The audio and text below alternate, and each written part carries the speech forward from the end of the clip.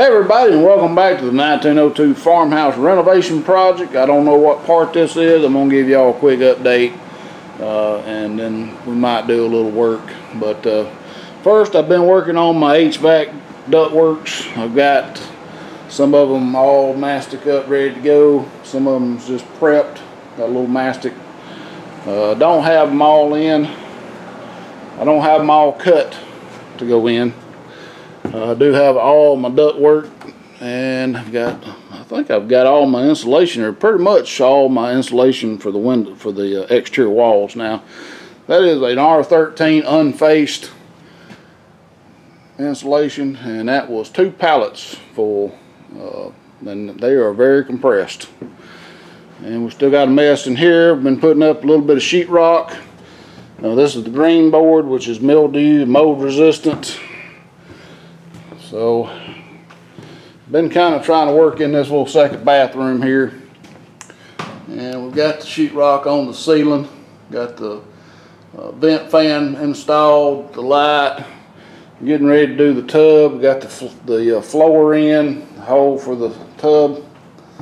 So this is the only room right now that's got plywood in it, but we're going to head more towards doing this, I think. In my office here, I've got the sheetrock up, and I made a mess, but it's easy to fix. So when I cut that, somehow I missed it with my roto zip, and it wasn't where I thought it was. But anyway, there is the hole for the ductwork. In here in the hallway, we've got the hole cut in the ceiling. I just got to cut it in the sheetrock. It's right there, and I got to finish the hallway. Sheetrock finished. Now I run out of this regular white. Started in here in the master closet, and I broke my roto zip cutting out that hole for the light, but we've got one sheet up. Went to Home Depot this morning and got a few things. Forgot to get roto zip blades, and you can't tell in Home Depot that there's any kind of virus scare because it was packed. It looked like a Saturday morning to be a Friday morning. I'm going to make a video on this Senko screw gun. That's what I use to put in these screws. And this works really good. The only issue I have is the screw. The screw, to me, would work fine. Here's the screw. It would work fine. This one's got a square head if it was threaded a little further up. But what I'm running into putting in this 1/2-inch plywood is sometimes it don't grab and countersink it all the way. It just sits there and spins. So if it was threaded all the way, it might countersink a little better. But for the most part, it's done really well, and it's really easy to use.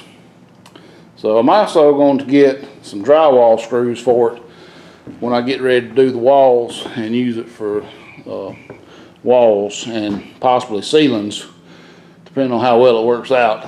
The ceiling part, the thing about the ceiling is just having to do it overhead. I mean, push it. Oh,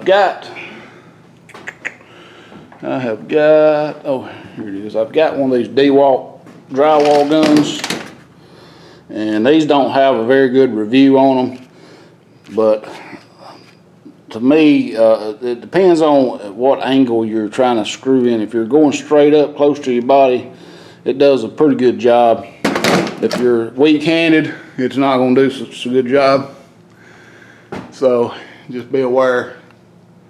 And somehow or another, my hole for the light ended up right in the corner, and I sure didn't mean to do that. I wished I had moved it down and did a little better job than that, but hopefully won't have any issues with it cracking.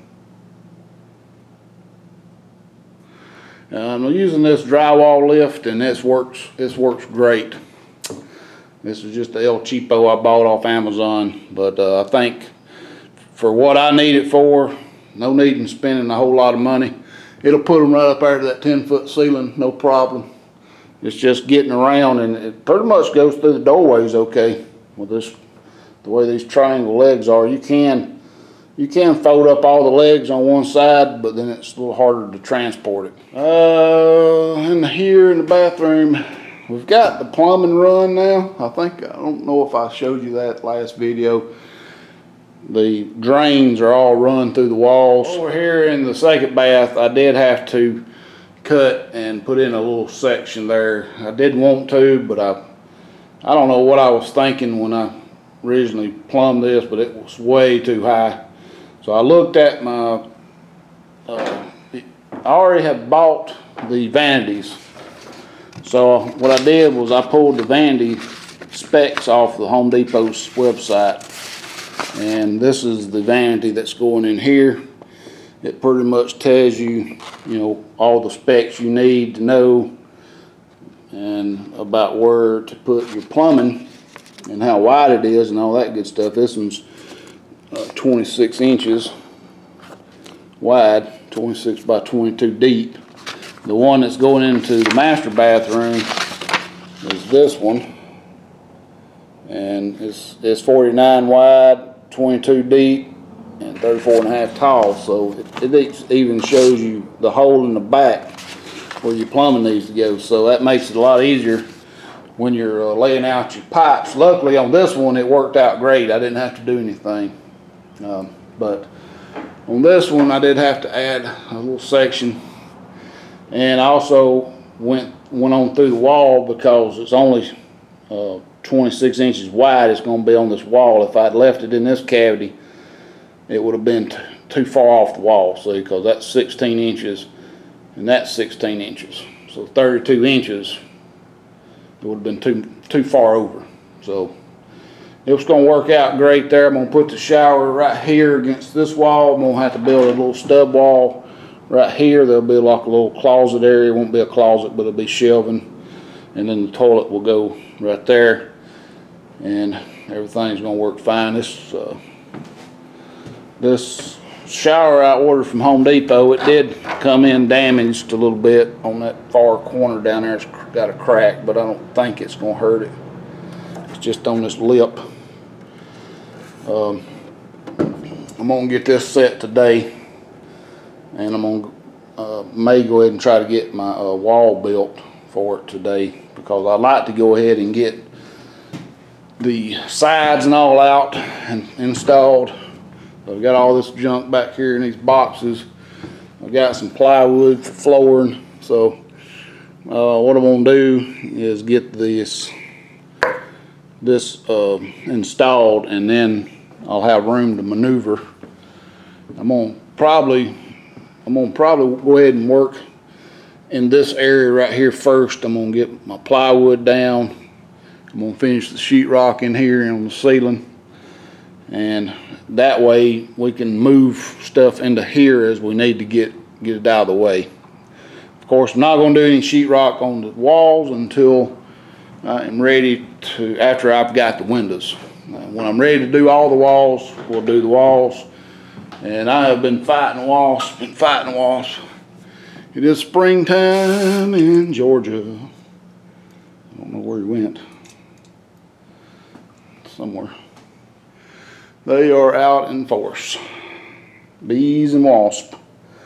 I think I kill at least 2 or 3 every time I come in the house in here. I don't know where they're coming from.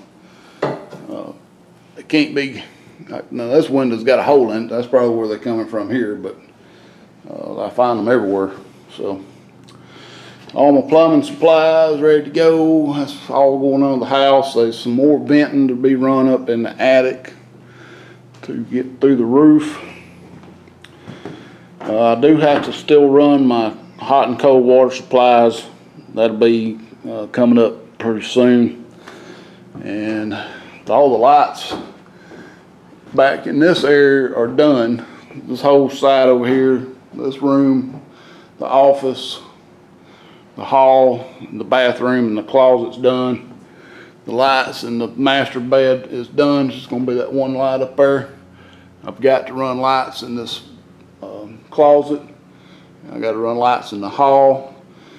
I need to move this light fixture over to the center of the room, and then I'm going to run some more LEDs around the perimeter of this room. we will leave that one where it's at. And in the kitchen area, I've got to run. We'll probably end up moving this light down to the kitchen area. Run a few more LEDs around the perimeter and around this perimeter here, and then have another light over the dining room table right there. I've still got to get the rest of this ceiling tile down, and the rest of this plywood, or not plywood, but paneling. We've got pretty much all this wall tore down now. I've got to do that one. We're going to run into some issues around this chimney because they built the chimney a lot later than the house. So when they did this facade in here, they basically just went over the wall with it, and there used to be a double window. I seen a picture where that was used to be like a big double window, probably bigger than this window right here. I've got some fabric for the driveway. I'll take y'all out here and show you what we got done in the building. We got gravel. We got the, let me get these cars by. We got gravel in here. I filled up the well. We have pretty much leveled for the most part. It's still got a little bit high on the back there. I am getting ready. I'll need to move this pile of gravel. I'm going to go ahead and form up across the front. We're going to pour that with concrete. I'm going to put this gravel right here in the front. I've got another pile of gravel out here that I'm going to go down the driveway with and towards the house with.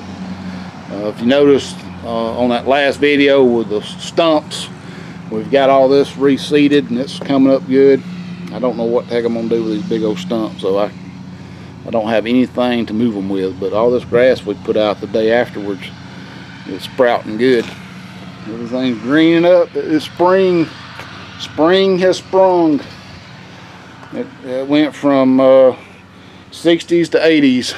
And I think next week it's going to be back down in the 60s, 40s and 60s. So maybe that will tone these wasps down a little bit because they are out in force. So until then, next time guys, appreciate you watching. And please rate, comment, subscribe if you haven't.